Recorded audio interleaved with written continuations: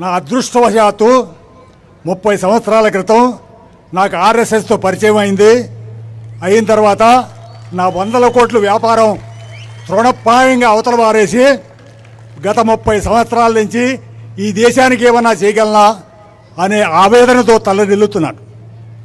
ఎన్ని విషయాలు నేర్చుకున్నాను. Nations passed away, left no trace. History gives the one simple single cause that their men were not fit. ఏ జాతి యువతైతే నిర్వీర్యమవుతుందో ఆ జాతి కాలగర్భంలో కలిసిపోతుంది.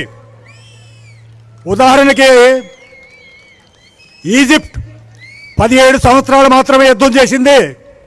పర్షియా 21 సంవత్సరం యుద్ధం చేసింది. మనం ఎన్ని సంవత్సరాలు చేశామండి? మహమ్మద్ బిన్ కాసిం కాడి నుంచి ఢిల్లీ గోరీ దాకా 500 సంవత్సరాలు రాత్రింబగళ్ళు యుద్ధం చేస్తూనే ఉన్నాం. మళ్ళా తర్వాత ఇంకొక 500 సంవత్సరాలు వాడు భారతదేశం ఆక్రమించి యుద్ధం చేస్తూనే ఉన్నాం. కానీ మనకేమి నేర్పారండి?